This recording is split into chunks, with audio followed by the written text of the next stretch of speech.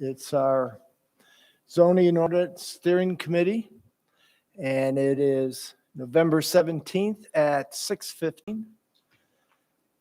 The first order of business is public comment. We have no public, so there aren't any comments for us tonight. Second item, I put the minutes on your desk from September 10th. They were also sent out to you. Are there any changes? My name is spelled wrong. All right, well, we'll fix that. Any other changes? If not, then I'll make the motion to approve the minutes from September 10th. Do I have a second? I'll second. Moved and seconded to approve the minutes as presented for September 10th, 2021. All in favor, say aye. Aye. Opposed? All right. Next item is the approval of the agenda. Any changes to the agenda? I hear none. Therefore, I make the motion that we approve the agenda as presented. Do I have a second? I'll second. It is moved and seconded to approve the agenda as presented. All in favor, say aye. Aye. Opposed? So next item is the articles that we are to review this evening. And at this point, I will turn it over to Sarah. Sure.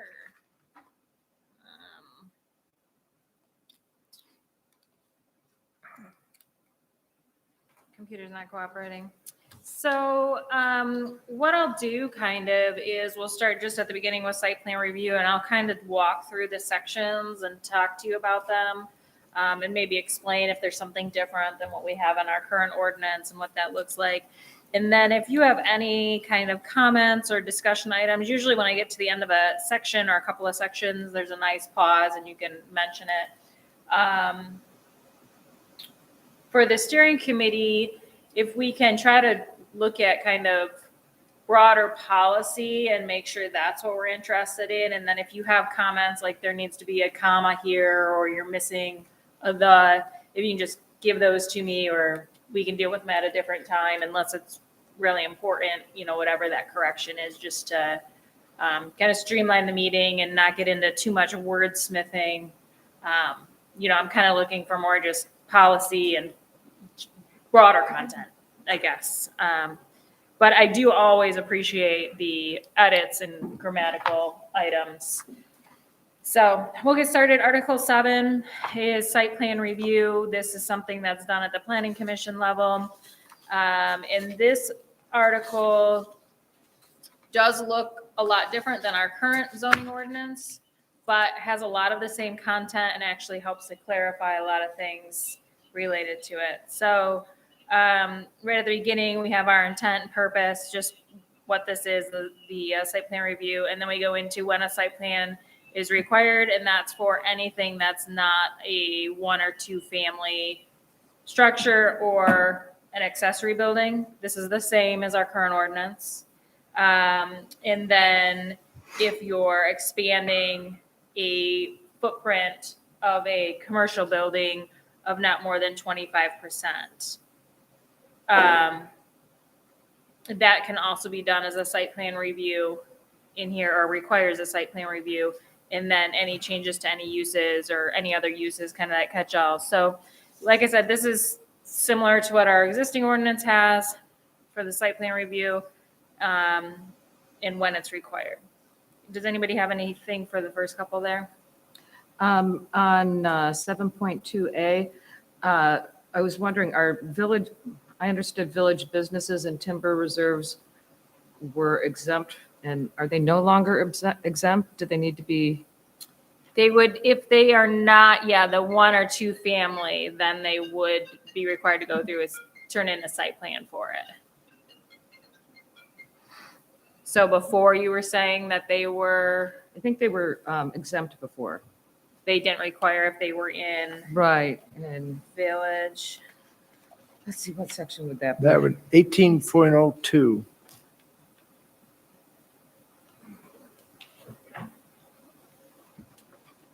Says the site plan shall be required to be submitted and approved by the planning commission the following instances. So it's an R3, C for commercial, manufacturing, village business, and village residential. Are exempt.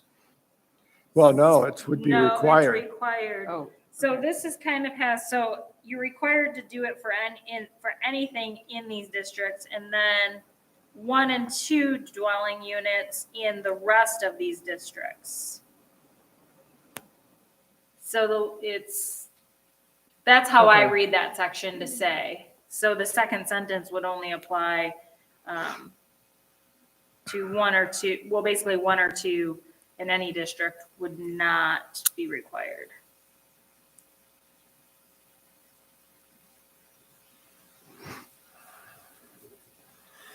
So I'm hoping it says the same thing, but that could kind of be up to interpretation because there's a lot of commas in that. That section and sentence, so trying to break that down a little bit. So you're excluding some sections, some of the zoning map from requiring a site plan.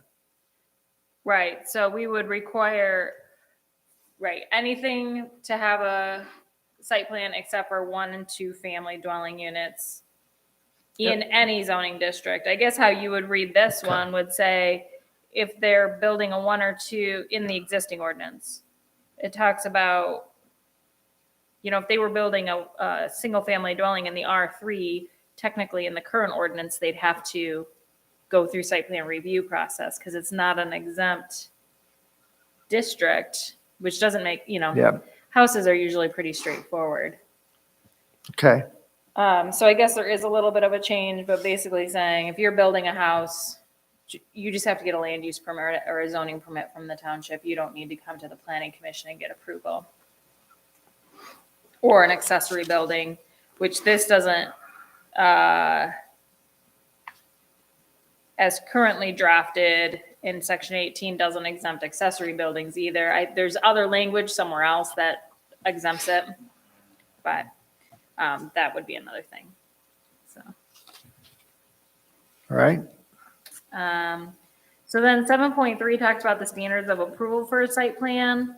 These are different from what we have in our current ordinance, but has the same kind of intent as what's in our current ordinance.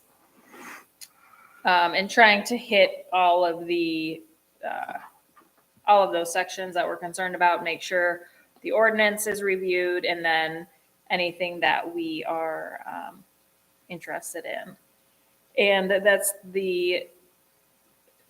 Laura put in the ensure, and someone else made that comment recently to me too, and I can't remember if it was at our planning commission meeting, if I did that in one of them, or if it was a different community with that word. So we can update that.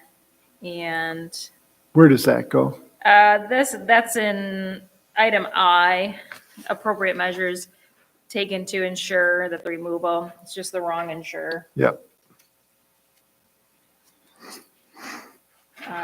Laura made her comments in Word, so I already have them to know what she was going to ask about. So one of the things, and I don't know if you wanted to mention this, Laura, was in item J with grading. You have a comment about the topographic section. Oh, all right. No, this is one that I have to review.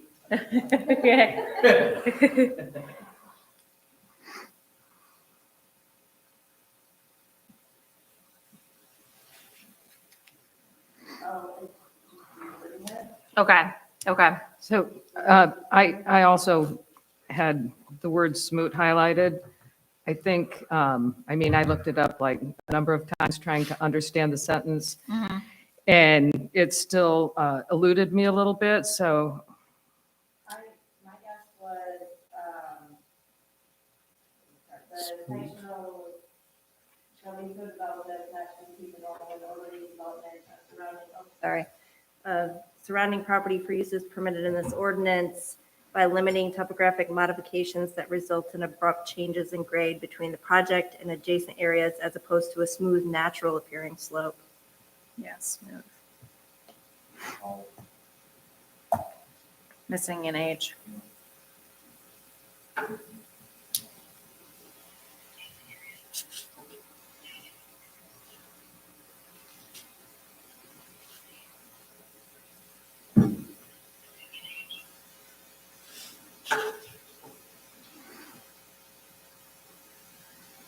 So that should clear that up. And that's actually, I kind of like that standard because then you don't get these really severe ditches in between properties or anything like that. So that is something that's a little bit different and more specific than what's in our current ordinance. Does anybody have any questions about any of these standards on this page 2 of 32? There's a lot of text there. None from me. No? Nope. Okay. I just had an L. I know we put work into the whole light into the night sky. I don't know if it'd be appropriate here to say something about that, deflecting away from adjoining properties directed downward from the sky. Yeah, I think we could add some directed downward.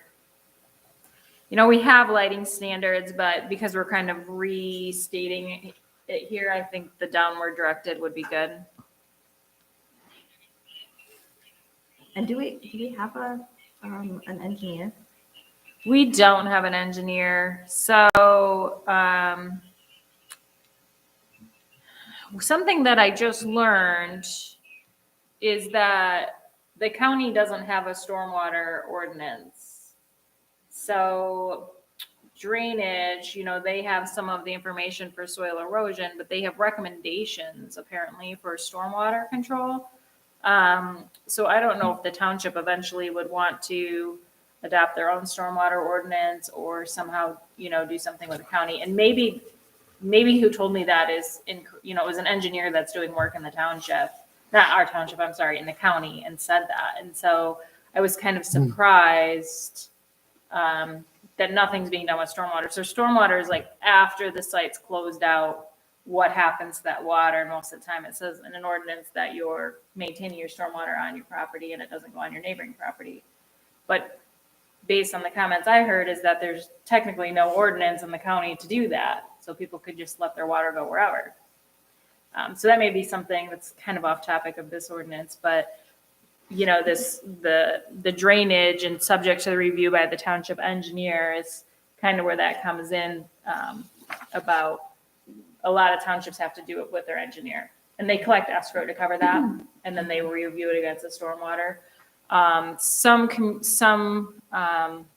counties kind of are organized enough that all of the townships sign an agreement to let the county do it, and then the county deals in it still. But it sounds like that's not what happened here.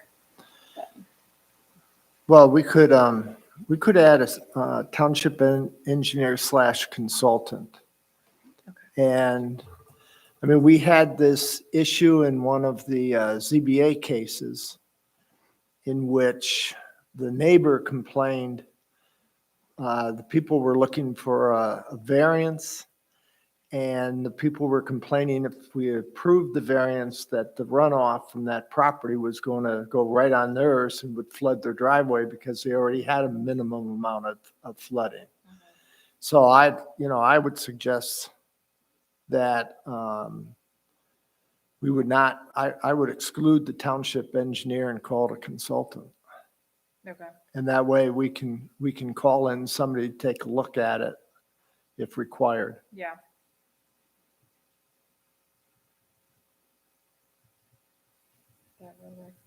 So moving on to page 3 of 32, those are additional standards. Does anybody have any questions or concerns in that section? Do we need to include the water and sewage, sanitary sewer? I mean, we don't have any of that stuff. Everything is septic.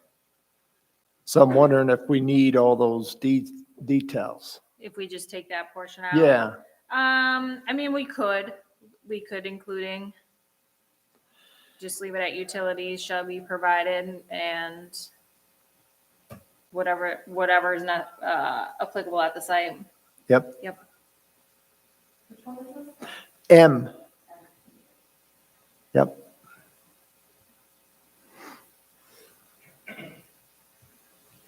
And then we've got my bullets got off down there at the end. Okay. Then moving into 7.4, this is where we're laying out what's going to be required on the site plan or the narrative for each application. This definitely is more detailed than what is in the current zoning ordinance, this kind of checklist. And is something that I took it out of a different ordinance to put it in here because I just find that it, instead of recreating the wheel, use something that we find works. So one of the things that Laura mentioned is item 15. It talks about a photometric plan for lighting standards. The township may find that to be a little overkill, but you may like that. So a photometric plan just is done by an engineer or whoever's in a lighting business, and it shows from one point and then it kind of goes out and it shows you how much light it goes out from that light fixture on a drawing. So you can see if it Right. trespasses or how bright it is at different spots. So it's something that can be created by somebody, but it again is definitely an additional requirement that we don't have in our current ordinance. Can you throw it on there as a, like, optional, like, added so that it's available? Yeah. And we could even say, yeah, somehow I can put that in there as an optional item if they have that detail, unless it's something that's really, if it's really important, then it's something we could require. So I'll just make a note here to I'll make a note. Well, the positive thing is, point A below that, I think it's basically saying if the zoning administrator could make the recommendation that a particular item is not required. Mm-hmm. So we can keep the everything but the kitchen sink in here, and then the ZA has authority to reevaluate it based on what's coming.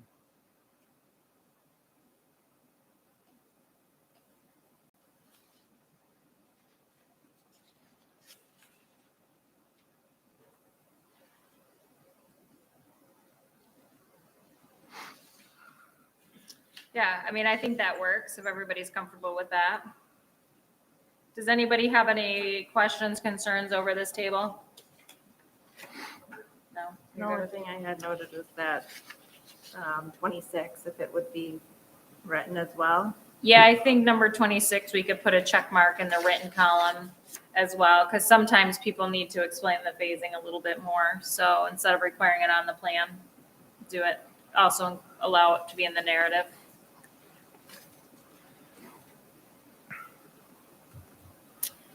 So I'm going to move right into section 7.5 for the review procedures. Could I interrupt real quick? Sure. Go back to 7.3.R, 7.3. which is conformance. Yes. The special land use is granted. We want the site plan is granted, right? Do we want to put, because I'm not sure why we're talking about special land use. Oh, at the end there. Yeah, last sentence. Yep. Where is that? It was C. It's line 127 on page 3. Okay.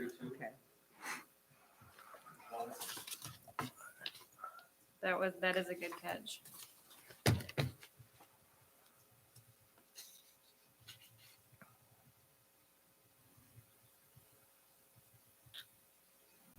Okay.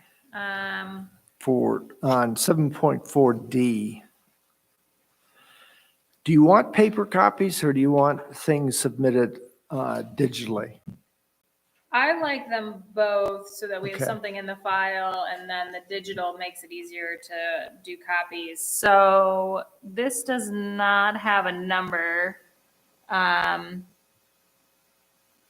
for how many of each copies, but usually I would do, 224 by 36 for the file, and then smaller, the 11 by 17 for the planning commission, unless it's really detailed and the planning commission needs more. Yep, okay, Is that page 6 of 32? yep. Yeah, And D. you said both? Both? Yeah. They have to be digital and Yeah, paper, okay. because then we can get them up on the website easier if they just send them the PDF. Yeah. Yeah. And we can attach them in even to the assessing side too. If I talk with the assessor, she might let us put some of these plans right in there, because then they're kind of, it's the easiest way to find them then. They're right with the parcel.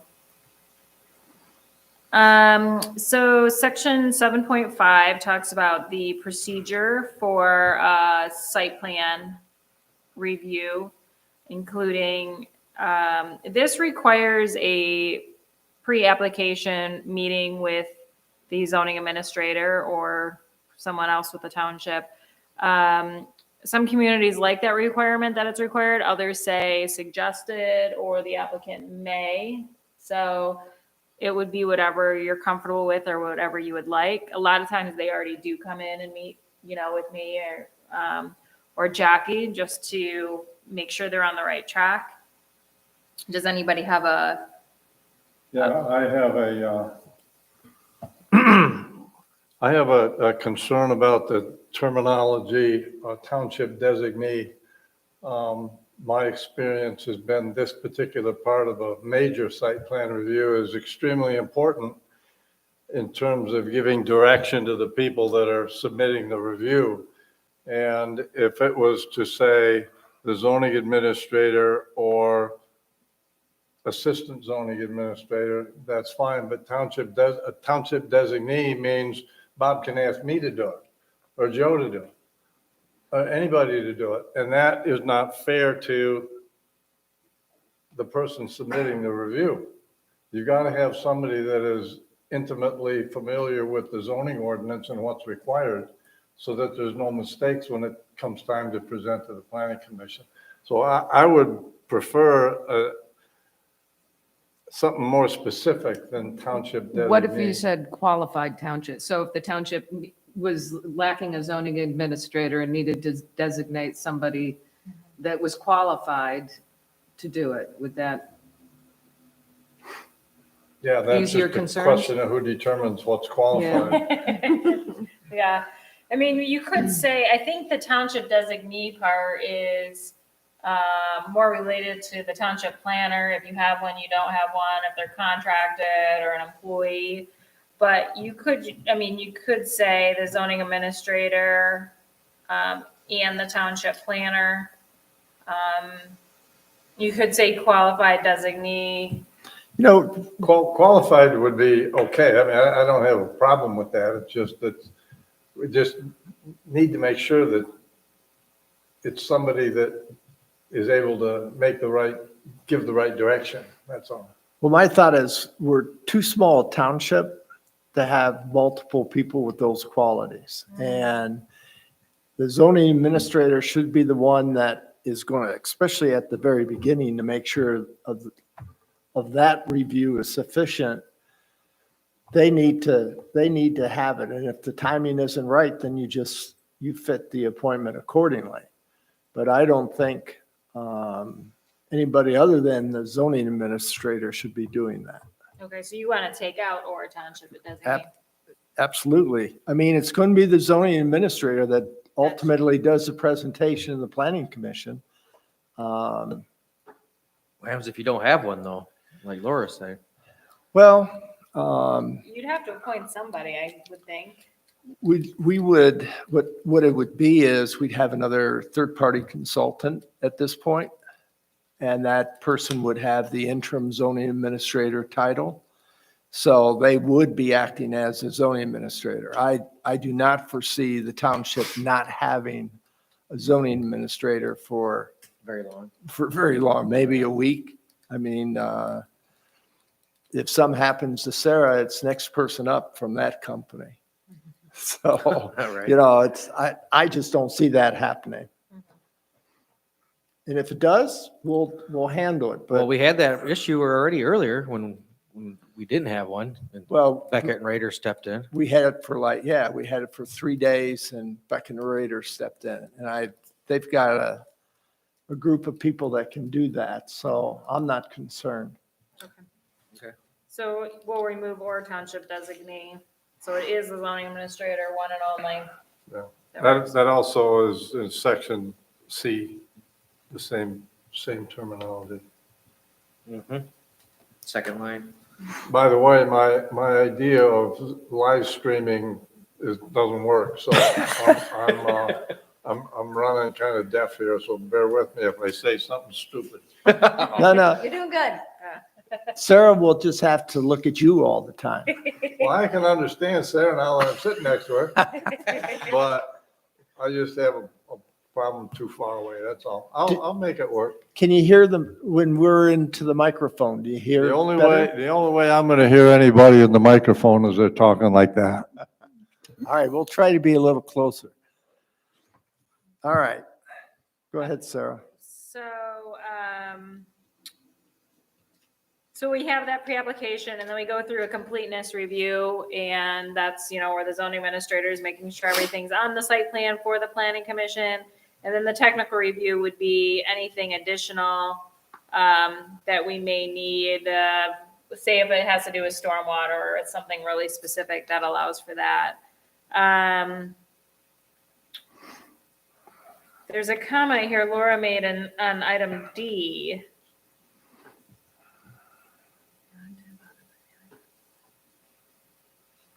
So, and she was talking about, so for zoning board of appeals, do we want to have the ZBA make a decision before or after the planning commission?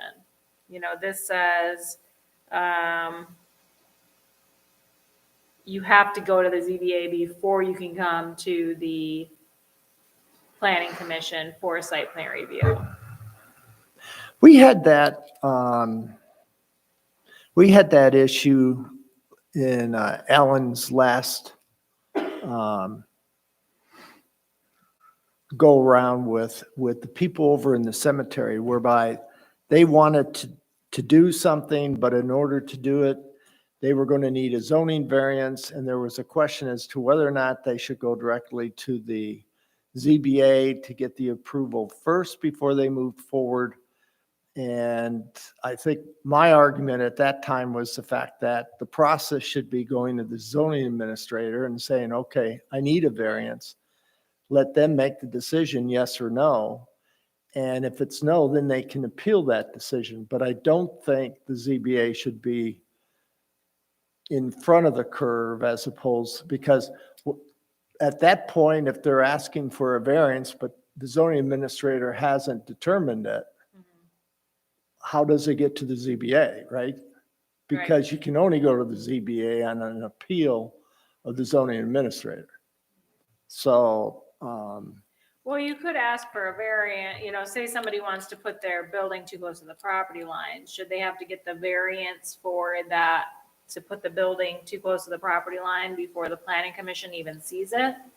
Or could the planning commission say, yeah, this is approved as long as you get your variance? but aren't you doing that in the completeness review, in that you're making a determination whether or not there are variances? Right. So it shouldn't get any further than that. Am I in the right sequence though? I mean, because you would make the determination, look, you can't do this because you're going to be out of compliance.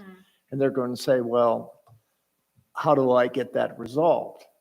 So if you're making a decision here that you can't go ahead with this, then that's the appeal. Am I Yeah. correct? Right. And Okay. then they'd head to the ZBA. All right. So I think that sentence makes sense. So is what you're saying, it goes to the ZBA after the completeness review if a variance is needed? Right. It's kind of all in there. I mean, yeah, if you were to follow this exactly as it were going, you would say, okay, we'll have a completeness review. It's not complete because it doesn't meet the ordinance. You need to go to the ZBA if you want to move forward. Right. And you would then present it as you are not allowing that variance to go forward. That would be the case. Yep. Right. So I think we may swap those though, like you mentioned, Laura. Content would still be the same. So something that is in here is article section E. It's right at the bottom of page 6. Talks about the administrative review. So these are site plans that can be dealt with by the zoning administrator instead of heading to the planning commission. So this is different than the current zoning ordinance, and it does give more power to the zoning administrator because it talks about any use permitted by right in an established zoning district. So that would be, they still have to do a site plan, but it's anything that's not a special use permit would be able to be approved in the office instead of going to the planning commission for approval. Any concerns with that? Well, combine it with 2 and 3 then, because Right. you've, Right. So it's, less than 1,500 square feet and the trip generation of less than 500, which is kind of just an industry standard for that 500 trips per day. I don't know, 500 trips in some areas up here might be a lot. Mm-hmm.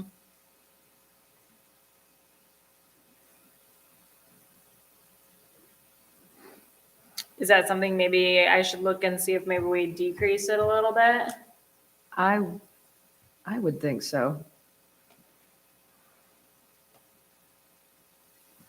I'll make a note. I'll ask our engineers too. Maybe there's kind of a step down that isn't too small. We don't want to make it too limiting that nobody falls into it.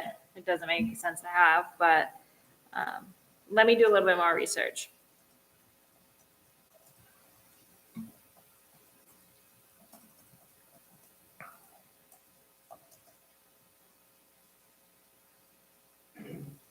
Okay.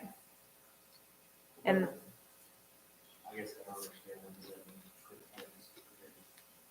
so it has to do with, you have one trips in, one trips out. So it's kind of, if you have 250 people showing up in a day at your business, but it's based on a manual. So it's not you telling me, oh yeah, I can have 250 people there in a day. We go to the manual and it says this business typically generates this type of traffic. up here, that would be variable based on the time of year. Yeah, that's true. That is very true. I mean, Yeah. I would suspect that Eastport Market would have 500 trips during the summer Right. and maybe 5 in the winter. I don't know. Yeah. But that's, I guess, why, we use the manual to help even that out a little bit because it just looks at it. But, the 1,500 square feet is, a pretty small building or a small addition. So we're not just opening up everything. So 7.6 talks about how it's approved. This is pretty standard. You can approve it. You can approve with conditions or you can deny it. And then we have the record of action. So this is a little bit more detailed than what we have right now in our ordinance. That, we have minutes, findings of fact. We do these things. It's just not laid out in this way in the ordinance. And then we have the final site plan that's approved. We mark it approved, and then we have it signed by the applicant and the planning commission chair so that we know which one was approved. We don't currently do that. And then if there's any kind of a development agreement required, then that should also be signed and agreed upon.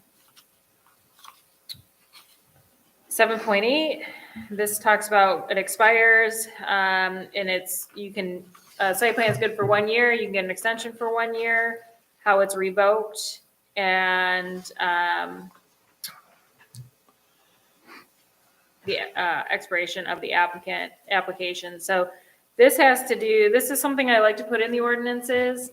It has to do, in its letter C on page 8 and line 282, is that if an applicant comes in and they apply and say the planning commission says they need new information, or even I send them an email back and say, you're missing this, this, this on your plan.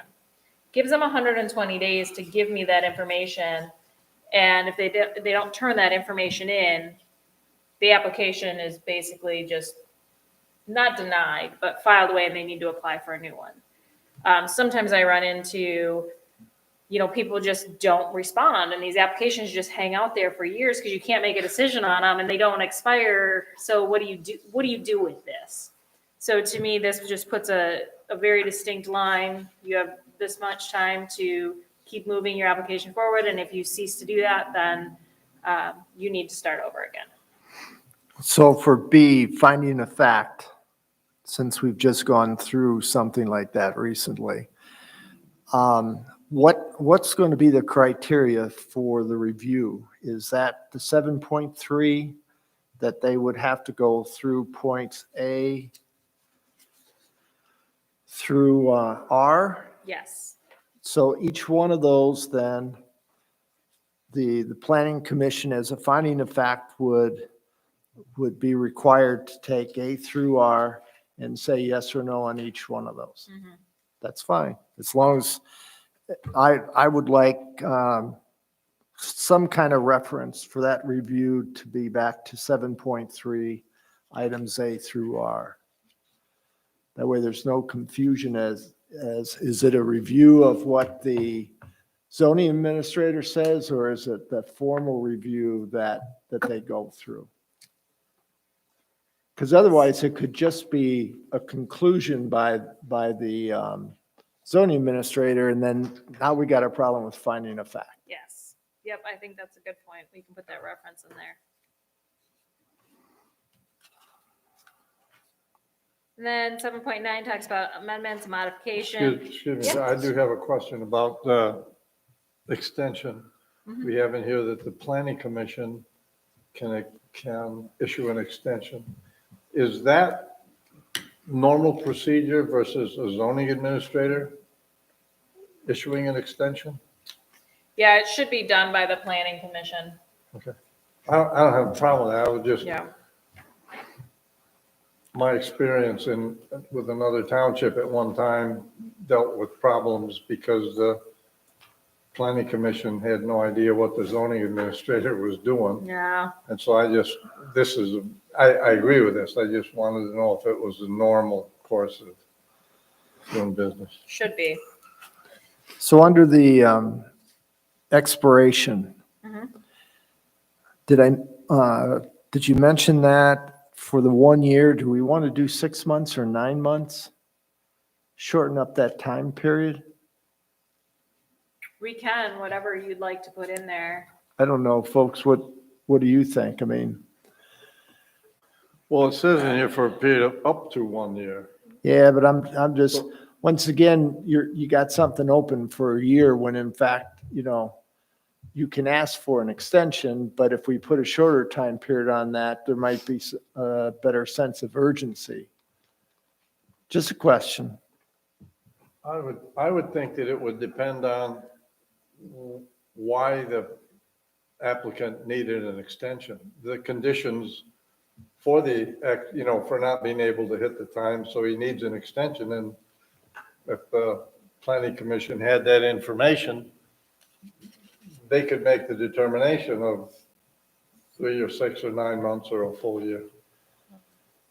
I don't know, get a review and COVID happens and I can't buy any of my building supplies. Yeah, I think that's what we're dealing with a little bit now is people that have things approved that can't get them done. I think that the 1 year from the date of approval, if you wanted to reduce the extension down to 6 months or 9 months, you could do that. or you could do 9 months, I guess, from the date of approval for how long it's good for. I'm thinking 6 months might be tight if somebody gets approved in October and November and they're trying to build through the winter time or something Yep. like that. That's a good point. All right, we can leave it up to 1 year. Okay. And how many extensions are they allowed? They're allowed one extension for 1 year, so 2 years. And that, that is until they are starting construction, they're moving, they're complete or something like that. So really, you would only need the extension if you've stopped working on it, or you never started. Because if you're working towards it, we're not really gonna go after you because you are complying with that site plan.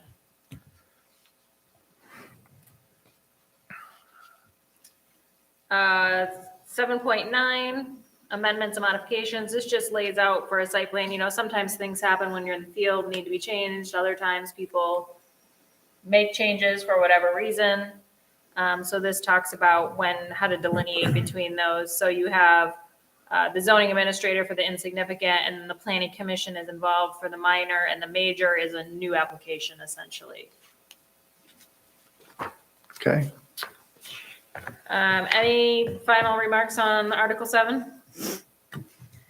I just thought that minor amendments, I think kind of the first half of that was a little confusing. I'm trying to read back through.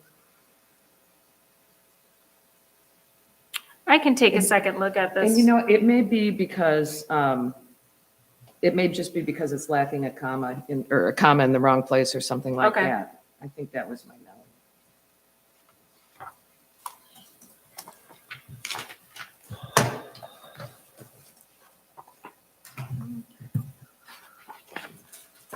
All right, so we'll put Article 7 in the review pile. Okay, let's move on to Article 8. So Article 8 is all about special use permits. This really relies a lot on Article 7, refers back to it, that's why it's nice and short. But a site plan review, this is something that's approved by special use is something that's approved by the planning commission. That is the same as it currently exists in our zoning ordinance. But we have the standards for approval. These are fairly general, similar to what we have now. Where are they in our ordinance?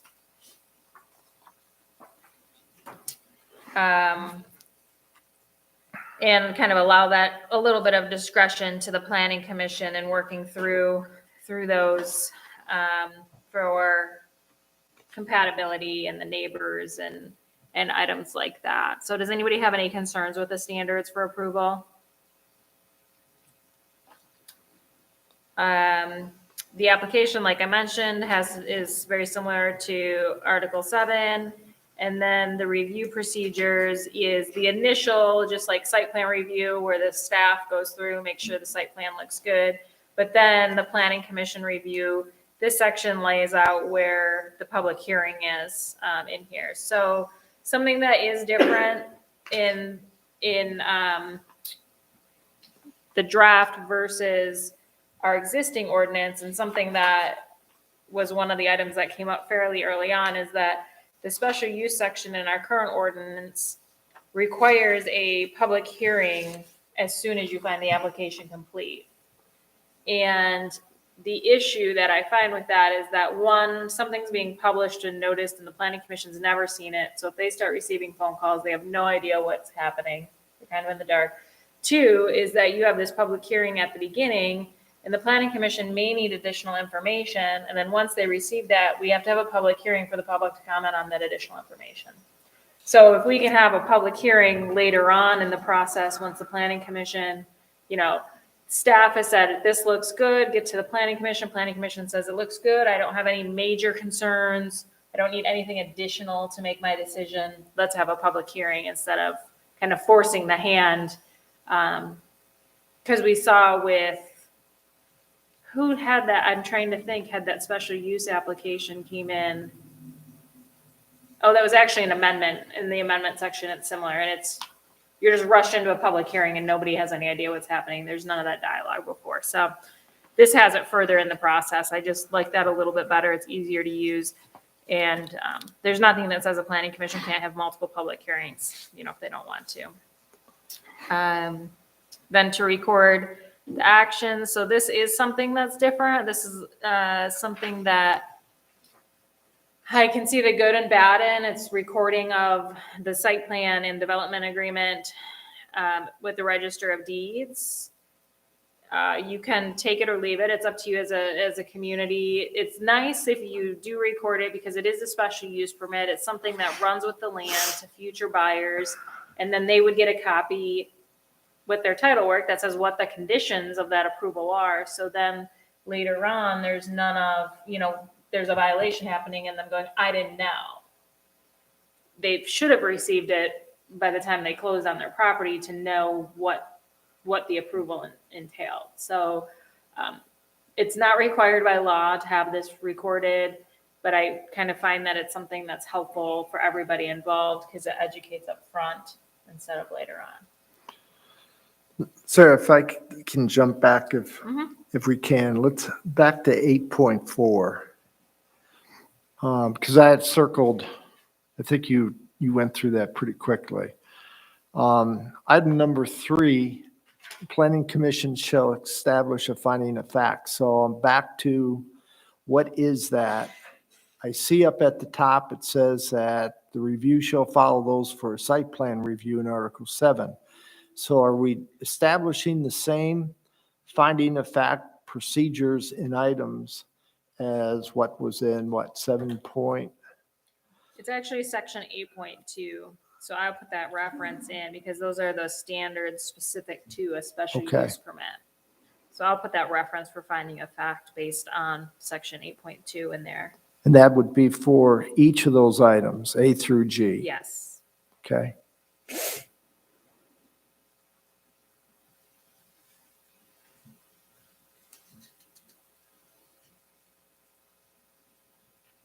And then the expiration and the amendments and the fees, that's all the same as site plan review. So those have the 1 year with the 1 year extension, which you're doing for the site plan anyways. They kind of go hand in hand, a site plan and a special use. So it makes sense to just keep them the same and deal with that. Does anybody have any questions, concerns over Article 8? Anything we didn't mention? I just need some clarification. This is a basic overall procedure for special use permits. Then it's going to tie into the different zones and stuff like that when we get to that. Yeah, I think the next section talks about the districts and then what uses are allowed and how those uses are approved. Yeah, okay. So is everyone all set with Article 8? Then I would move that to the review pile. Okay, Article 11, Zoning Board of Appeals. So these are kind of the dry sections I started you out with, but get them out of the way early. So the ZBA, this I went through and really tried to just talk about what's in the law and what we're required to put in the ordinance. So our existing zoning ordinance, I think, has a little bit additional detail that ends up putting some burden on the township that we don't want to get caught in the middle of something. And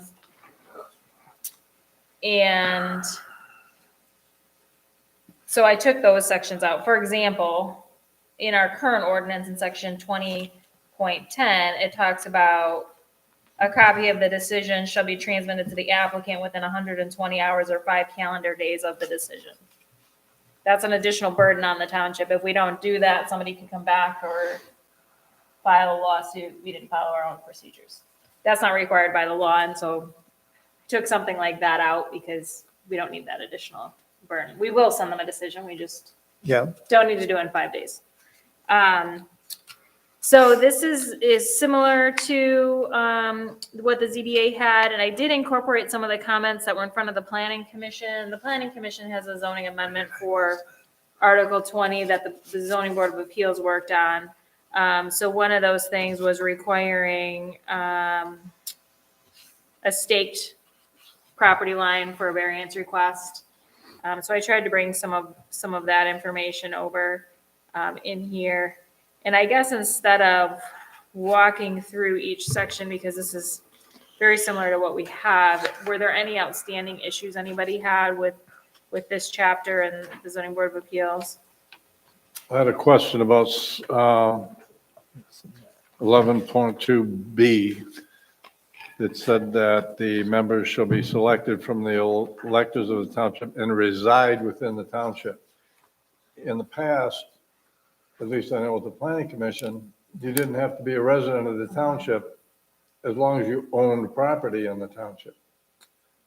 So is that a factor? I mean, is that, I mean, if somebody happens to not be a resident, but owns property, don't they have a right to be involved in these commissions? The ZBA requires the residency. Oh, does it? The Okay. planning commission, you can have one, maybe two, I'd have to look back to the line. I know you can have at least one member that is not Right. a resident on the planning commission. That is allowed. At least it's allowed in state law. It's up to the township if they actually allow that or not. Okay. Okay, Okay. I have one, 11.5 D. On the drawing, we might want some topographical features such as wetlands, protected dunes, and water's edge, because those are things that affect decisions by the ZBA, variance decisions. Sure, yeah. What, can you read those off real quick? Okay. Topographical features such as wetlands, protected dunes, and water's edge.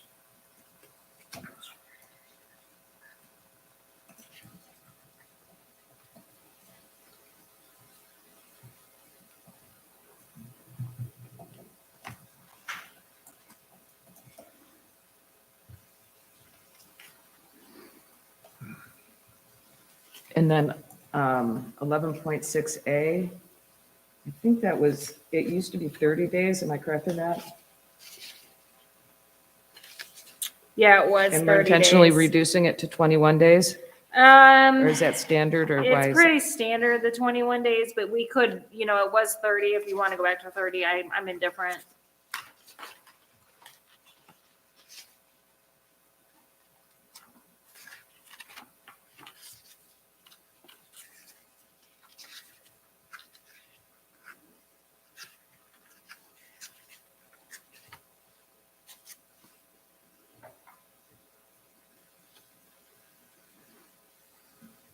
Does anybody else have an opinion on that?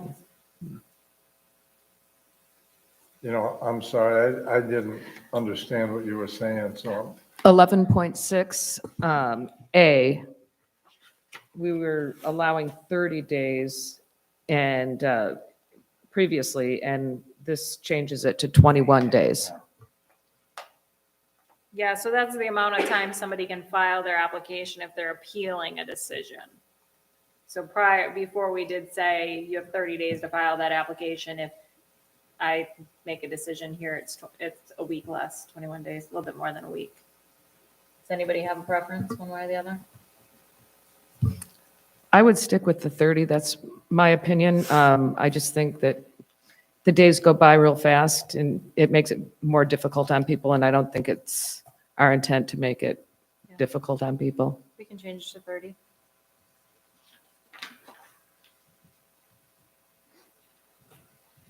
Okay, anything else for zoning board of appeals? I had, going back to 11.2G about members who are on the ZBA, and also a member of the planning commissioner board, basically having to recuse themselves. Is that part of the state law? Yeah, so it's the same manner. This is a little bit confusing because it usually only applies if it's an appeal of the planning commission decision. So it doesn't limit, for example, Jason, well, he doesn't sit on the ZBA. Anyways, township board member that sits on the ZBA or the planning commission, you could get a variance from the ZBA and vote on that, and then go to the planning commission, and that person could still vote on that application. Because it's not the same item that you're approving. But if, say, the planning commission denied, which this doesn't even happen because the denials don't get appealed to the ZBA, but say the planning commission denied a site plan and that applicant appealed the decision of the planning commission to the zoning board of appeals, said, I think they made an incorrect decision, and the ZBA is acting as a appeals court, then that person, they couldn't say yes or no, I made the right decision. They'd need to recuse themselves from acting if there was that type of an appeal. But the ordinance is not, the ordinance isn't set up that way. So if they want to appeal the decision of the planning commission, they need to go to court. They don't get to come to the ZBA to appeal that decision. Okay, thank you. Yes. Okay, then I had one more question on 11.11 hearings and decisions. And we did have a time limit on decisions before. I think, well, I guess it was 5 days. Mm-hmm. Do we not, are we going without a time limit at all? Yeah, this proposes no time limit on getting them their decision. They would get it, but it doesn't.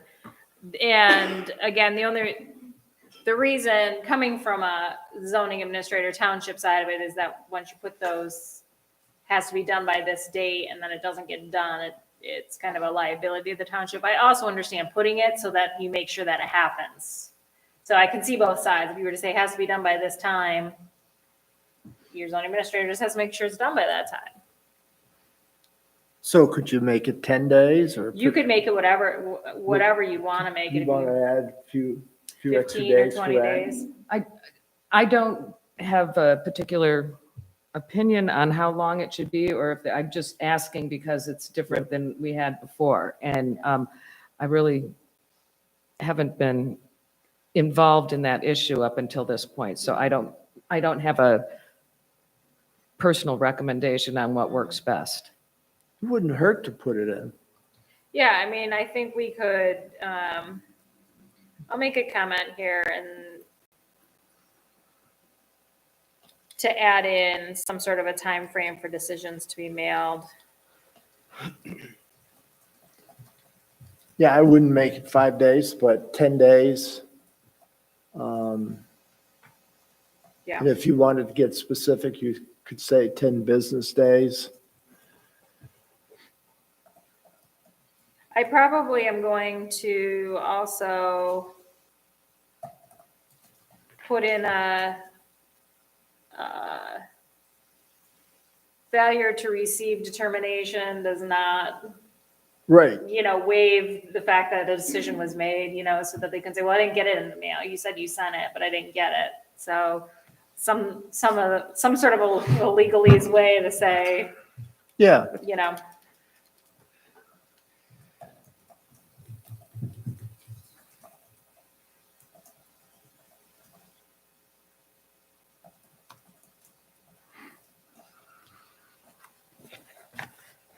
Okay.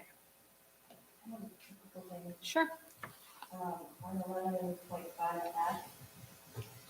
I was confused. Any additional information deemed necessary by the board? How does the applicant know what additional information is necessary, and does the board know about the application at that time? Yeah, it would be, let's see how this reads.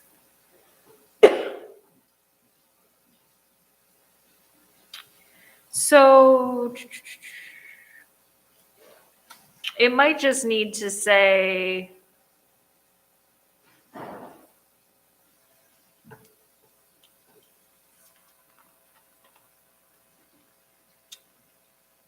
let me work on that. So I understand what it's trying to say, and I understand that it doesn't quite make sense where it's located. Okay, cool. Because, yeah, the board would ask for it at a meeting before making their decision, but it may not be included in the application when you first receive it because the board hasn't seen it. The zoning administrator might request it, but this says by the board, so. And then 11.5. Well, you could You could just say by the zoning administrator, because he or she is the one preparing the packets, and then if the board sees them and says, we'd like some additional information, it could go through the zoning administrator and back.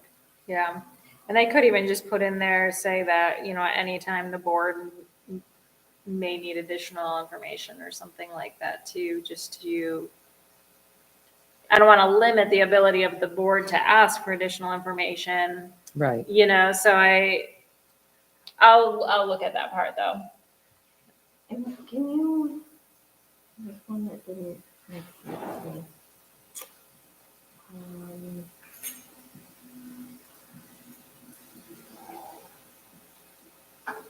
Where'd it go?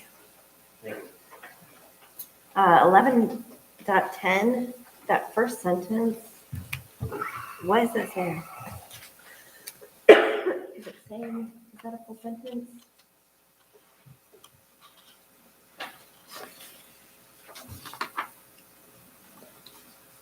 Yeah, it's probably complete, but it's not very clear, so I will clear that up.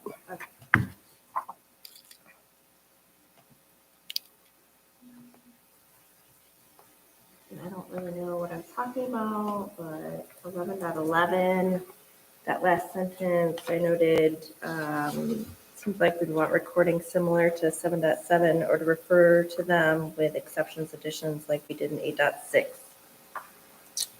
Yeah, so I think you're trying to, Which one are you talking this is about? in 11.11, the last sentence, each decision of the ZBA shall be a written record. But then she was asking, do we want some sort of a similar recording or something like what we did for special use permits? Would they need to record the decision against the property at the Register of Deeds? Yeah. Yeah. Or some other type of written proof. Well, that might be helpful if somebody was looking at purchasing a property and they had gotten a variance for a setback, it would be recorded. It would show that they had, you know, a legal variance, and they wouldn't have to come down here and hunt around for information just to verify that they're not buying a piece of property that something could come back and bite them in terms of. Right. Right. Yeah. Yeah, it might not be a bad, I mean, and then it's out there too. They know that it does say their house sits too close to the property line. They're aware of that. And if they want to add on, they know it already doesn't meet the setback type of thing. So they can find out what that process is. Okay. Anything additional for Article 11? Yeah, I've got a couple of things. Mhm. 11.2 under membership.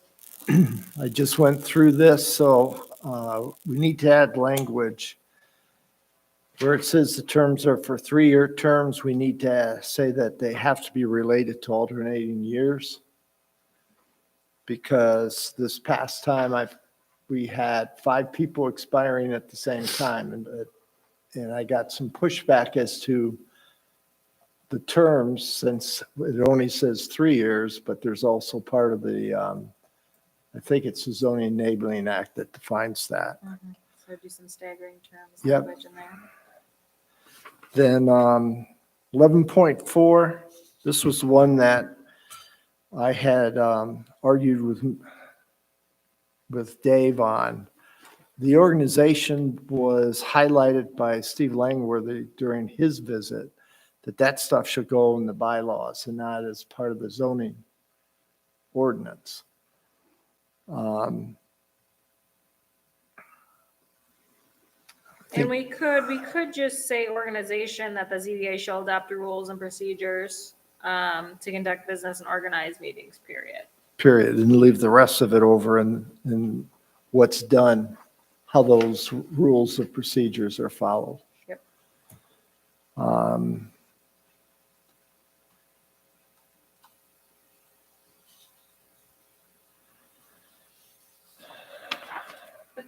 On 11.7G, What was meant by as a special exemption?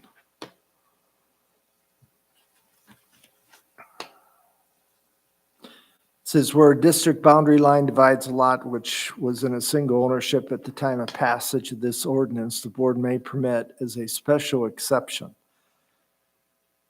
I've, in my time in the ZBA, I never heard that we could do a special exception for something. Yeah, so it would. I don't like that one. I don't like item G. Because it kind of comes off as, it's talking about a property that has two different zoning districts on it that you could allow for up to 50 feet into the of the other district to expand. Say it's one's commercial residential, you could allow the commercial to go 50 feet into the residential district. The zoning board of appeals can make that determination to do that. It could be determined almost like a rezoning without going through a rezoning. Yeah, but how would you even get there on an Right. appeal? Yeah. I mean, this is when you're making that determination from the map, you're interpreting the boundaries of the map. So, I mean, I would recommend we take it out. All right. Yeah.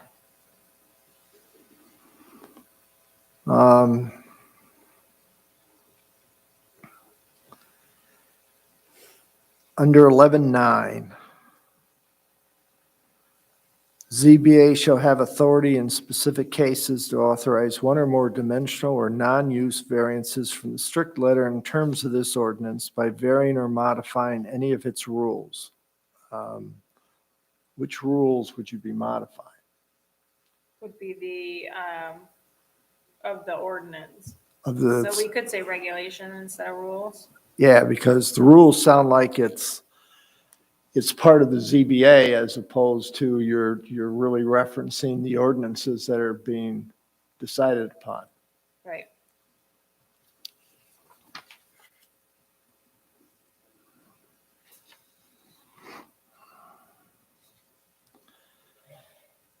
Let me know when you're ready. I'm ready for the next one. All right, 11.9. On B, substantial. Substantial justice. So the question there is, I'm not sure that terminology, how it would be applied. I mean, when you say substantial justice, the justice of what? The ability to use their property, and is it substantial? Is that 50%, 25%? I'm not sure. If we can't explain it, I'm not sure we ought to put it in there. Yeah, I mean, it's, this language comes from case law, actually, substantial justice. That's a nice attorney situation there for that. But that's where the ZBA is determining if it's substantial enough to grant the variance. But isn't that said in C anyway? Yeah, So it's one of the two should come out. I think B should come out. okay. That explains it a little bit more in C, so I'm comfortable with B coming out. And these are basically, I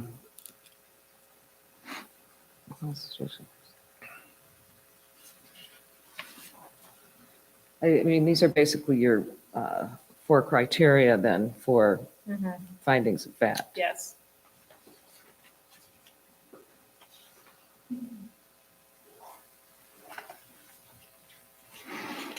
Let's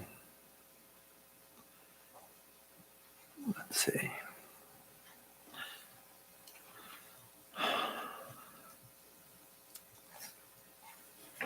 For exceptions, to hear and decide a request for exceptions, or is it variances? Where? 11.10, I'm sorry.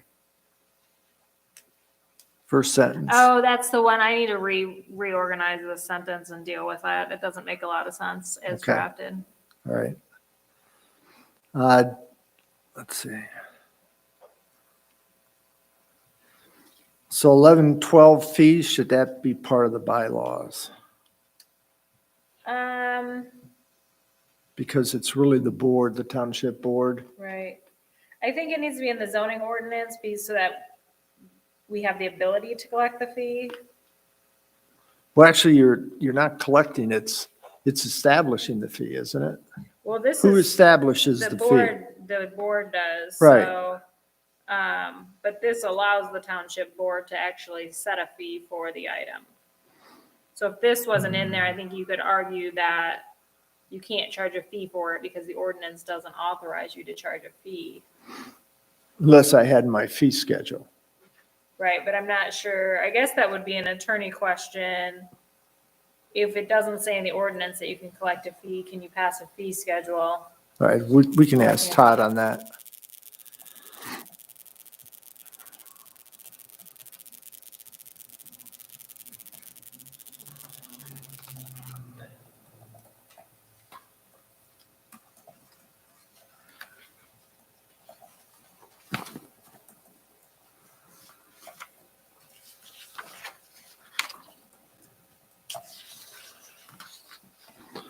All right, that's all I had. Okay. Article 12, administration, enforcement, and violations. So this lays out your zoning administrator, what the tasks of the zoning administrator are. The tasks are also expanded by the township board, but what they can do, when a zoning permit is required and how a zoning permit works, is item 12.2. Can we Okay. start with 12.1? Yep. All right, first sentence, zoning administrator shall be appointed by the supervisor with board approval. It doesn't say who it's by.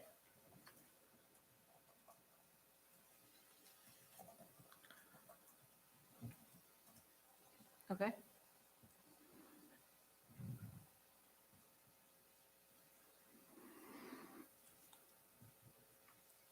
And I was looking at F as kind of a catch-all, other duties as may be required by the township board.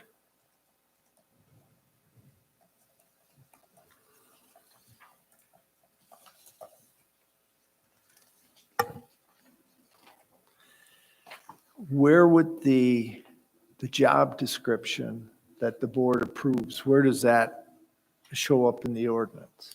It doesn't. It doesn't. No. I think that these are kind of your basic and then the other duties. Okay, so In the job description. So point F now covers the job description. Well, in 12.1C, be in charge of the enforcement of this ordinance. Is that now going to be the enforcement officer's responsibility now that we have one? No, the ordinance enforcement officer would take direction from the zoning administrator on this stuff. Okay. And in our particular case, the ordinance enforcement officer is more along the lines of not going out. The prior zoning administrator went out and patrolled the streets to find it. We're not pursuing that. We're looking for the township residents to inform us. Okay.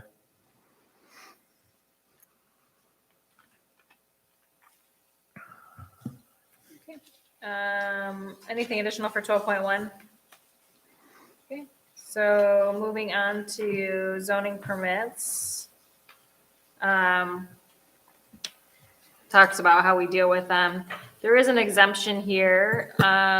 This is a little bit different than what's in our current ordinance. So this exemption is for ground level decks and accessory buildings in less than 200 square feet.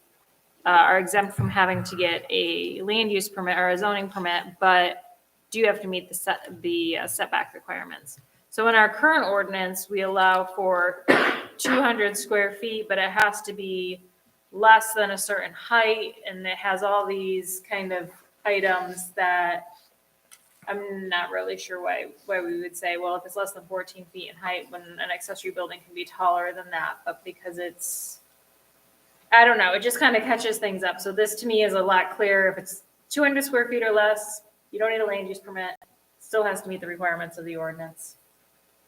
So all aspects of the ordinance. Yeah. Okay. Okay. This talks about the application, you know, that you have this plot plan. We do distinguish between plot plan and site plan just so that it's easier when talking with the public on what's required and people don't go to the site plan section and try turning that in. What kind of information is required to be able to get a permit? This is similar to what is in our current ordinance, or at least similar to what the current policy is. We do not require outside agency permits prior to getting a land use permit. Some communities do. They say you need to get your health department and your soil erosion and your driveway permit before you come and get your land use permit. Sometimes those items, based on where they need to be placed, could move the structure and could change your zoning permit in some aspects. So it's really up to each community what kind of information you feel is valuable when issuing your zoning permit. Does anybody have a preference on that? If we should be requiring outside agency permits first, or if it's not a big deal and they can get them afterwards? The county catches them. They have to get them before they get their county permit, those items. But I don't know if anybody has a preference one way or another. Well, if we're going to deny it, I mean, think of our most recent case, right?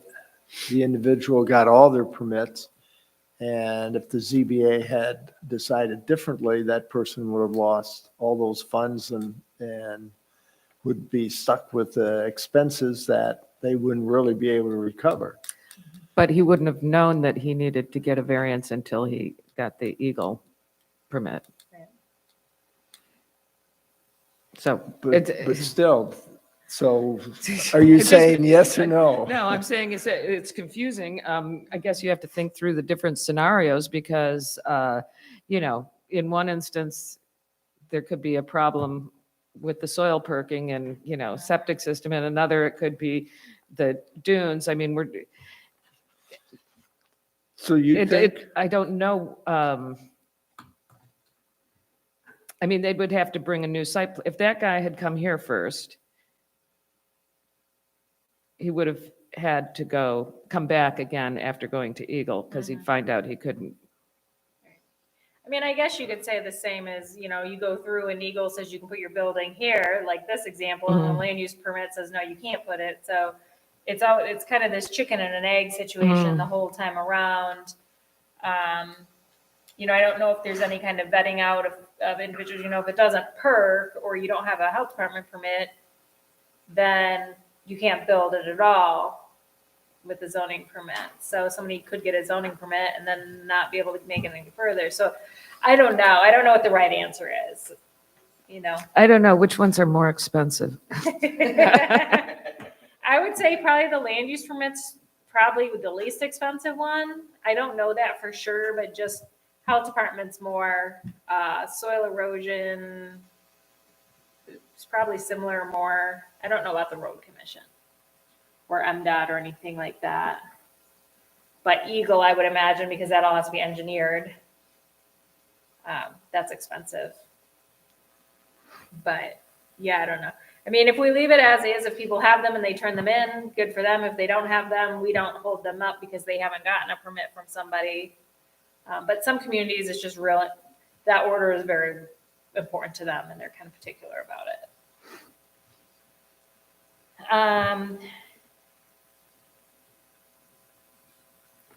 so I guess we're leaving it the way it is. Yeah, All right. Okay, nobody's presented an Yeah, argument to nobody's- change it, so. yeah, that works for me. So the next couple of sections are kind of housekeeping rules. We've got the fees again. And this also brings in the escrow policy under fees, 12.3. We have performance guarantees. This allows us to collect a performance guarantee for anything that may happen. This 12.5 taxes and other monies owed. Communities really like this section. I've seen it in city documents where there's a portion of their enabling or their legislation that allows them to do this, but I'm not sure that it can come down to a township level. So I marked here, check with attorney if this is something you'd like to get into, where if somebody has outstanding taxes or a fine or something that they need to pay it before they can get a permit or apply for another permit. You know, it's kind of a nice catch-all, but at the same time, if we can't legally do it, then that's a concern. Does anybody have a preference on that? I think we ought to be able to do it. Yeah. I like the idea of holding people accountable if they haven't paid their taxes. Right? I'm okay with leaving it in if we can Yeah. legally do Yeah. that. So we'll ask the attorney about that. Next section is public hearing. How it's done. This kind of mirrors state law for what's required, this 15 days notice. So you have a comment in here, Laura, about calendar days. State law just says 15 days, so it's 15 calendar days. I see what you're saying. I got there. Sorry.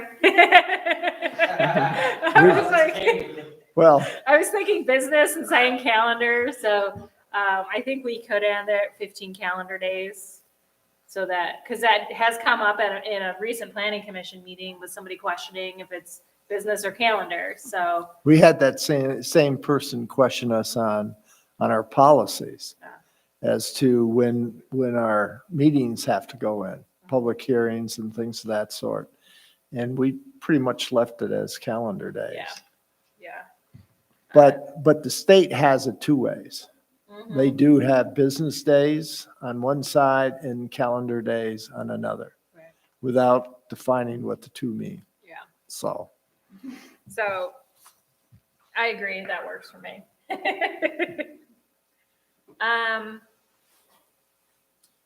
Then we get into violations and penalties. Did anybody have anything before I get to 12.7? no. I had something, I think, back on earlier. Go ahead and finish that and then I'll Okay. jump back. Violations and penalties. This is similar. This allows for the township to issue municipal civil infractions, so a ticket, or we can go to court. This says the zoning administrator or other township board designee is authorized to issue the municipal civil infractions. And it does also allow us to abate the nuisance if necessary with court order. So that's kind of standard language.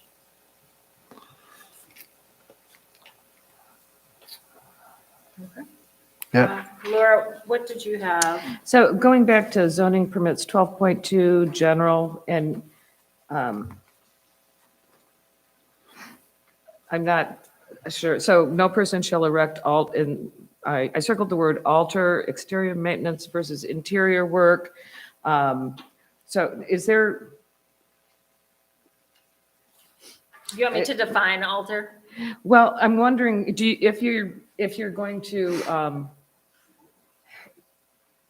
alter the interior of your house, Right. let's say you're going to replace your linoleum floor with a wood floor. Does that require a zoning? I'm not sure that, I don't even know if that requires a zoning permit. And I'm going to tell you, if I read this, I still wouldn't know. Yeah, and it is intended to be exterior alterations. Erect, move, demolish. I think we could specify. It's intended to say add on to or addition to.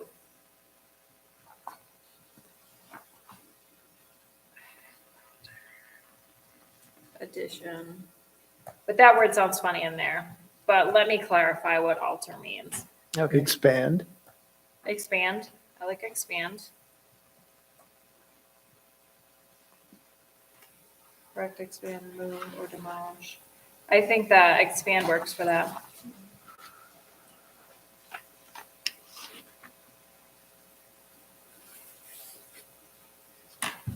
Okay, anything else? Back to violations. How long do we give people to complete? Because we don't really put it, because we're saying there's a nuisance per se. But what is that time frame that gets you to where you declare? I think it's immediately declared. So you find a violation, it's a nuisance per se. And then how you deal with it is a follow-up there. All right.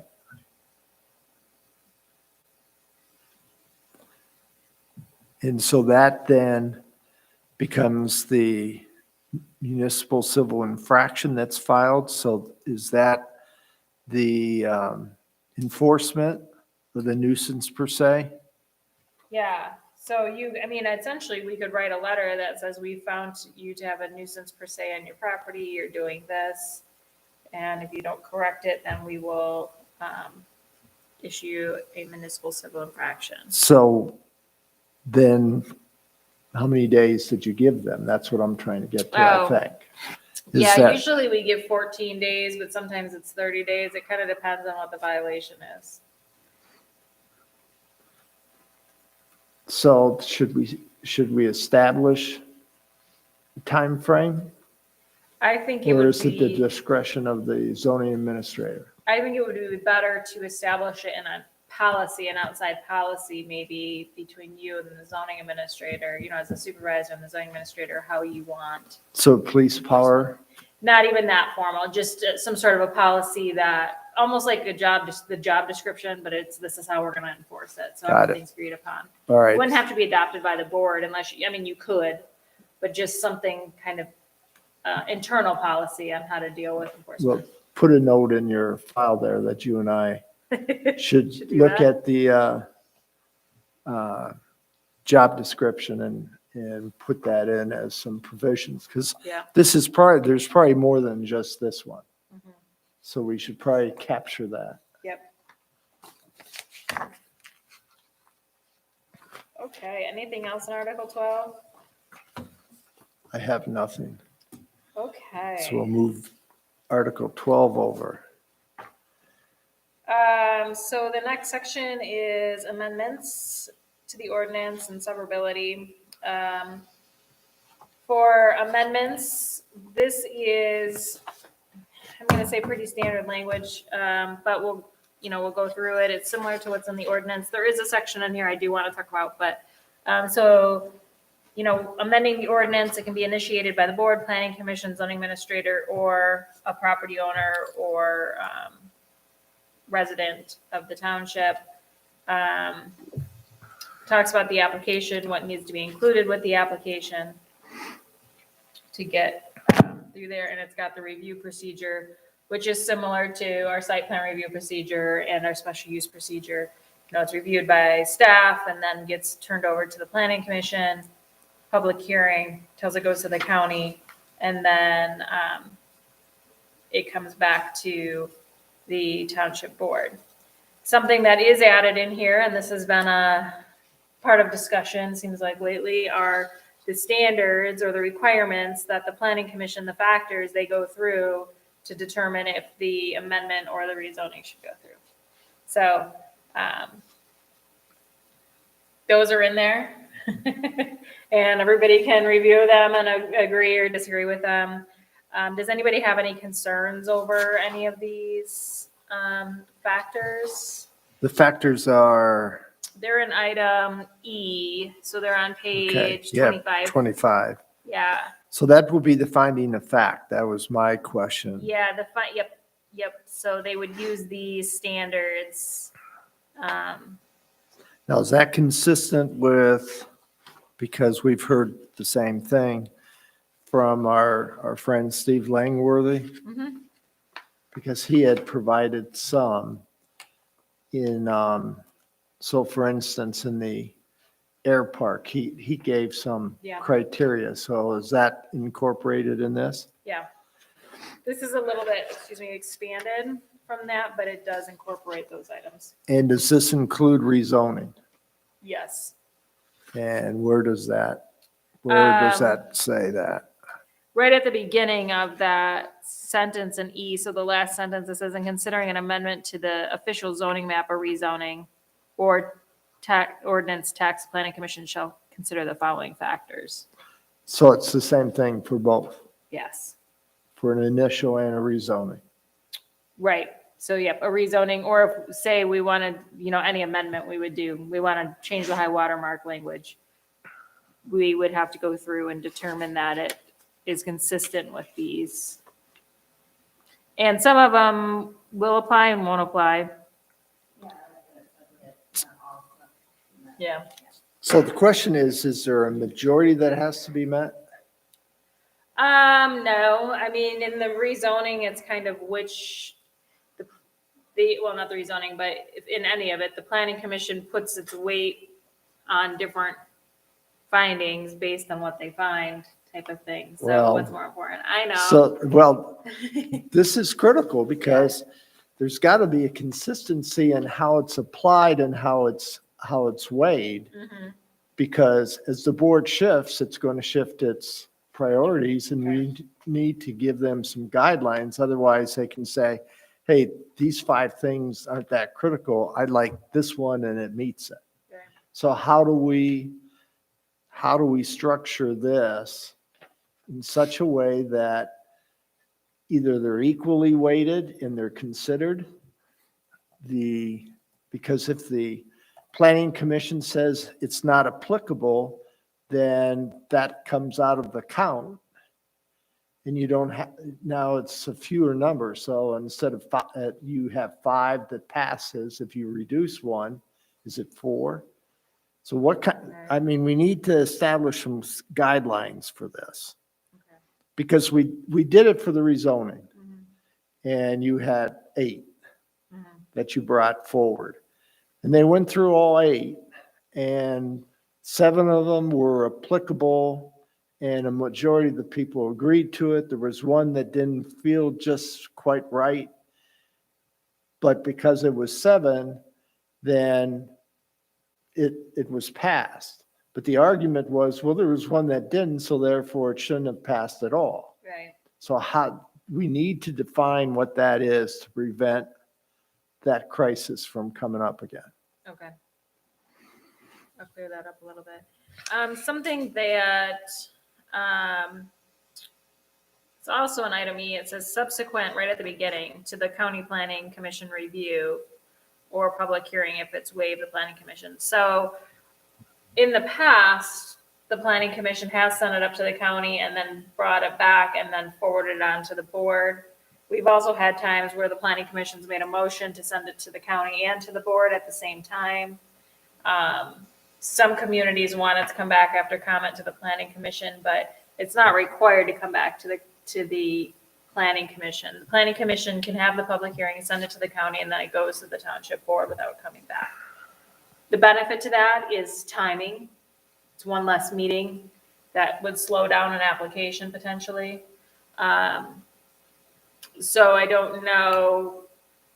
Personally, I like it just to go to the planning commission, to the county, and to the township board. Yeah. Yeah, It seems like we're always sort of. yeah, right, And I haven't yet seen them let me see that. right. Now, if they provide you feedback though, you would want it to go back to the planning commission for that consideration? Well, it would go to the board, and then I guess the board could make the decision if they want it. The board could implement the county planning comments, or the board could say, there's too many, this needs to go back to the planning commission All right, before we see it. so let it come right to the board. Okay. Laura wants it off her lap as soon as possible. I trust you. You may be in the minority on that one. Okay. So, effective date, this is standard language. Reapplication, this is something that, is not in the current ordinance, but it talks about if an application has been rejected, then that people have to wait a year. This does give some opportunity if the zoning administrator thinks something, there's substantial changes or it's a different application, they can reapply. But essentially it's saying if you're denied, you need to wait a year before you can come back and apply for the same thing again. Yeah, I don't think the ZA should be able to overrule what the board does. So this would just say that it has to wait a year unless the zoning administrator says, oh yeah, there is a substantial change. You can go back, you can reapply. We'll put it on the planning commission agenda. Well, then they should bring that to the board and say, we've got more information. Can we resubmit it before the 1 year is up? You want to go to the township board or you want to go to the planning commission? Well, if you're telling me the township board is one that's making the decision, then you need to come back to the township board and then we can make a new decision on it based on new information provided, and we could give you the okay then. So somewhere in here, you just say that if you come back, the board can reduce that time period based on new information. Okay. Yeah, I don't think you want to set up a way that the zoning administrator makes a decision that reverses the township board without the township board having a chance to consider it. Just doesn't quite make sense. That works. I mean, they can come back to the township board and say, we have new information. Can we reapply? And the board will say, okay, that sounds good. You can reapply. Exactly. Or no. Okay. So conditional rezoning in 13.2, this is what I wanted to talk about. I mentioned it in the, with the, why am I drawing a blank on what I want to call that? At our last meeting. And M88. yeah, this would be a good example for M88. So a conditional rezoning allows for the applicant to place conditions upon the rezoning to the township. And there's standards in here related to it. So essentially, the township can't say, if you do this, we'll approve it. They just say, M88, for example, could say, we're going to limit the uses. We'll get rezoned to village business, but we only want to allow this use, this use, and this use. Or some other limitation, but that's for them to come up with and to determine what they would like to propose. It does become a deed restriction essentially on the property because they are required to record the conditional rezoning with the Register of Deeds. And it's kind of a contractual agreement between the township and that property owner, but it does transfer when ownership changes. The township can rezone this property in the future. It doesn't limit that ability and make changes. And someone could come in and do a different rezoning application if, that person moves on or they change their mind. So it's just a form of rezoning. They can offer those conditions at any time in the process to be considered. And I guess just the important part, and if we ever get one of these, is that we can't ask for the condition. It has to be voluntarily offered by the applicant to consider it. I have to admit, I'm still struggling with what the difference is between the two rezonings. I mean, rezoning and conditional rezoning. Yeah. What's the key factor that makes conditional rezoning different than regular rezoning? Yeah, it would be those offering of conditions. So a rezoning, a straight So the rezoning applicant's request. offering Yeah. conditions? Yeah. Oh, okay. Yep. Yeah, the straight rezoning is you rezone it to that district, and anything that's allowed in that district, all of the setbacks are as they're drafted in the ordinance. Versus a conditional rezoning, they could say, we want to get rezoned to commercial, but we're going to keep our front setback at 50 feet instead of reduce it to 35. Or, it could be any variation of conditions that they offer. They could limit the number of dwellings on the property. So they want to zone it from R1 to R2 or R3, and they say, okay, but we still want to limit the dwellings to something less than what's allowed in R3, but they want to have a use that's allowed in the R3 district. So it allows some flexibility, but it also helps when they're in front of us to feel comfortable with what might happen on that property in the future. Might somebody offer up something just to make the community happy and more likely to be approved? Yeah, Make other people comfortable? yeah, And I think it's going to be really nice, and it'd be good having people come to the zoning administrator to talk about what they're applying for Mhm. and direct it to, perhaps you should try this one Right. for special use or Yeah. whatever. That would be very helpful. yeah, and I think, we have these two recent rezonings, and both time it kind of was like, well, if we had a conditional rezoning, potentially it would be a better opportunity. And especially to try to incorporate some of the public's concerns in those applications. I mean, I think with M88 and with Torchport, both of them, they could have been rezonings if the applicant wanted to Right. do conditions. It gives, there's negotiations with a conditional, and that's really, in these cases, it's not always black and white. But of course, I'm going to go to 13.2.2, Oh, yeah, about the standards. right? So I'm back to the same problem as we have before. We have to provide guidelines as to when does it get approved? Is it a certain number? Are there specific things that we feel should be weighed greater? Is it up to us? And I don't mean us on the steering committee. I mean, when this goes to the planning commission, we need to guide them or suggest to them that they need to look at these criteria, apply a certain weight to it, and that weight then becomes the consistency for future decisions so that we don't have things all over the board. I mean, I think in this situation, I would read through and think about them again, but I think you could say all of these standards need to be met for conditional use fairly easy. Because they're either met or they're not applicable to the application. But I would like to just take some more time to read through them and think Yeah. about that. Well, the good thing is that if we've captured the standard, then the planning commission is going to sit down and decide.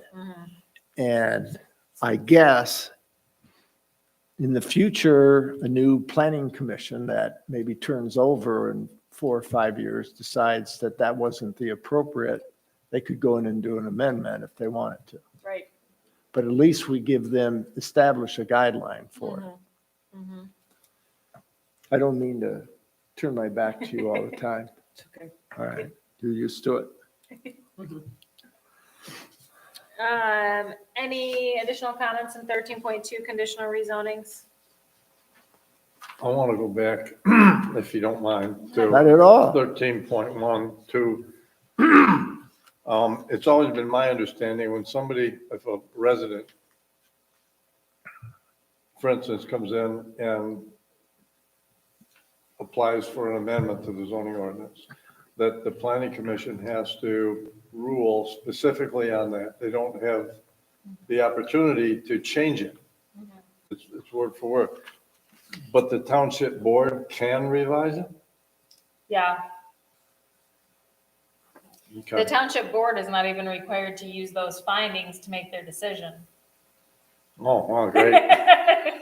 Because it's kind of more of a policy decision, so it's kind of interesting. They get Bob's this- eyes just lit up. but- They get this recommendation from the planning commission based in something, but then the township board can say, no, and change, they're not required to meet those same findings.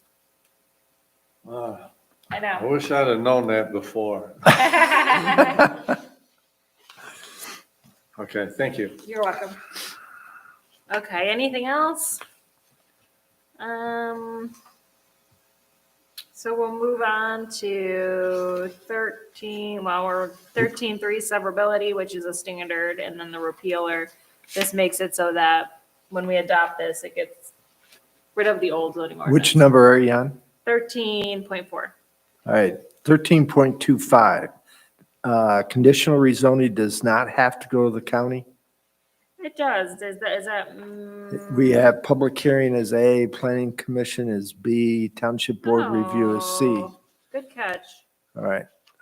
Now and then I do something.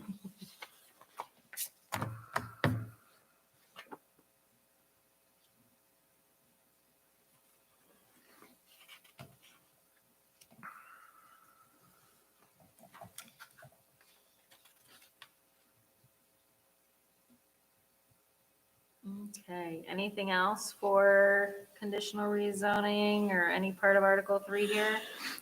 Conditional rezoning cannot change the zoning map.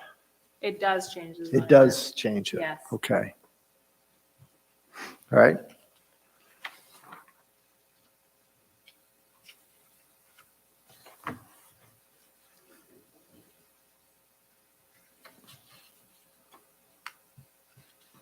map. Okay, are we ready for Article 13? Done? I'm done. You done? Any other comments? Nope. Okay. All right, so we are at the 2-hour mark. Are there some fairly short ones? Because I think Article 1 should be, let's see, I'm trying to think which, Article 1, Yeah, title and purpose. Article 1, I think is Article short. 2 is kind of long. Yeah, I would put Article 2 aside. And We then could do Article 1 and get that out. Article 10 is nonconformities, which, Complicated. right. I mean, you So, want to just take a quick look at Article 1? yeah, let's do that and we can call it a night. We did say this was going to take a few months, so it's not like we have to overload us, but we'll want to keep moving though. Okay. Article 1, this is very standard language, so most of whatever you'd find in here would probably be a grammatical situation. So the title, we refer to it as this ordinance, the area of jurisdiction, everything in Torch Lake, what the purpose is. The purpose is important whenever we go to court, why we're doing this, why we're zoning. And then also the relationship to the master plan. It's important that the ordinance is based on a plan. And then we get our authority from the Zoning Enabling Act. Does anybody have any corrections or changes to this article?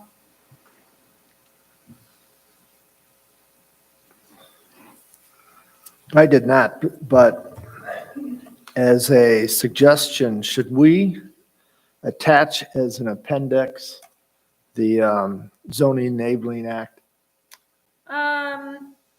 This mentioned multiple times. Yeah. And I think, a link, yeah, I mean, we can link it. Yeah, Okay. I just think we ought to have it in there somewhere so it's quickly referenced, especially when we get into meetings and Yeah. things. Yep. That was the only item I had. okay. So yeah, the only thing that's left then is Article 2 and 10. So we can pick up at Article 2 at the next meeting? Yep. Okay.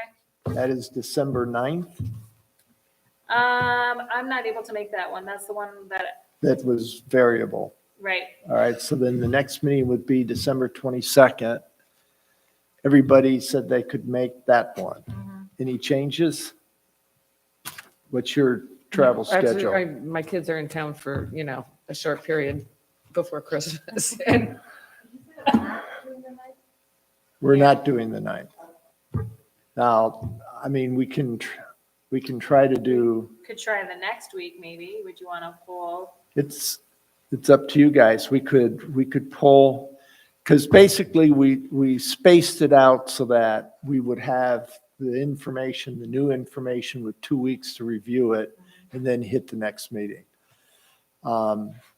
So the 9th, that would be the 16th. Yeah, so let me look at the, I just set my 16. calendar. The 16th, are you I'm talking busy. December or January? December. What about You have December? you have a CBA meeting. 16th is a Thursday night. Yeah. Is it? What about the 15th? 15th. 15th is fine if, When's the ZBA? The ZBA is the week before because Because we're still in the second week thing. yeah. Right. So that would work great for me. all right. Would the 15th of December work for you for our next meeting? I have no idea, probably. Well, you're retired. I know, Come that's on. why I said probably. Laura, So how are The you? 22nd is still on the docket. The 22nd, we're doing it. Maybe we split Well, the difference. If, But the one before, we're not doing. Right, we're not doing the 9th. The 9th, okay. Maybe what we do is, Laura? uh-oh, no. I like the excuse to stay home. That Tuesday, Wednesday, Thursday, I'm supposed to be on. But Tuesday. We have planning commission Tuesday. Oh, So you would have 2 meetings that week. yeah. Okay. So we're gonna do Wednesday, the 15th then at 6:15. 6:15. And I'll let Jason know. And we'll have a new batch of material. So I think, Sarah, when you send us the next batch, you may want to consider the fact that 2 and 10 are going to take the time. So if there's a couple of short ones, Okay. but I think you're running out of short ones. Yeah, we're getting into the meat of So it here. you So use your judgment as to what we Okay. can get through. Okay. So are you still keeping the 22nd on the No. books as well? Okay. No. we're gonna take the 22nd off. No. So just Oh, we're taking it, so we're just doing one in December? Just one, Just the 15th? just the Yes. 15th. Okay. and then we'll pick it back up after the first of the year. Yep. I have 3 quick comments, if I may, Mhm. before we break. The first is on the, in the purpose of the item C, it says control sprawl and maintain rural character. I just have to comment that that is going to be an ongoing consideration for us when we're considering this stuff, Yeah. because that is probably the most referred to result of the past township surveys. So the people want to keep that. So anyway, the second question I have is, I noticed during the comments, you referred to, Laura made some comments to you in what she commented before we got here. She used the Word document on the computer and she just put in a comment here or there, or typos. Is that, now see, that appeals to me because of my challenges with hearing what's going on here.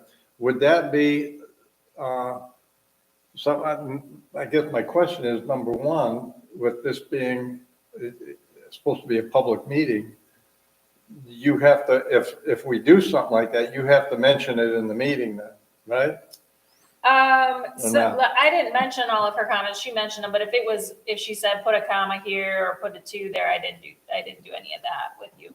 Well, I We're just not, think it's a good idea because for me, it would be able to maybe save some time in here and send something. My only comment would be if we're commenting on an opinion or something like that, that we copy everybody. But Okay. I'm not sure if that's going to create a lot of work Right. for you. Well, and that's what, because it's just in this Word document, so, Oh, And we can see each other's. right, you could see the comments that are made in there. Would you want to make your comments in the Word document or no? No, I can't you get my phone to You work. just want to see her comments. No, not So- necessarily, as But I long as can they print 'em out just share. before the I'm meeting. thinking about you. I'm thinking Yeah. about you. Yeah, Because if everybody's sending you a bunch of comments, right. then they need, if they're pertinent like they were today, they need to be shared with everybody Right. else. And Yeah. so, Well, I can just print it with the comments and then you would have them at the meeting. I could print them to have at the meeting so you could look through and see what her comments are. That's an well, option. that's fine. Yeah. Yeah, that works. Okay, I mean, you Right. can go and see them in the email that I send out, anybody could go in and see what her comments are, add their comments, and then we could print them out too.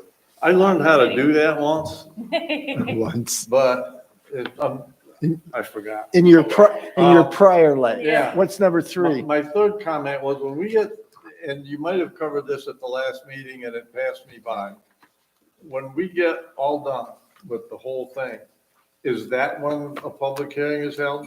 Yeah, One Well, public no. hearing for the whole thing? But Sarah. it's gonna be that's at the planning commission Right. level. So you're just making comments on Right. this, and then this whole document's gonna go up to the planning commission, Right, the and planning then they'll commission, review but it. they're gonna do a do a public public hearing hearing. for the whole thing. Yes. Well, or Or whatever a portion structure of it, they, yeah. we were talking about that today. We would anticipate the planning commission take it in pieces and go through it, because you wouldn't expect the public to be able to come in and want to have a public hearing. We could do days. Well, some people would Well, want to jump in on that. True. No, what our job is kind of go through this and see if it makes sense. If we see anything glaring or whatever, and then once we're done with it, we'll give a finished package to the planning commission. We're done. And then the planning commission does their normal routine. And we'll Yeah, leave so it the up to plan- Andy.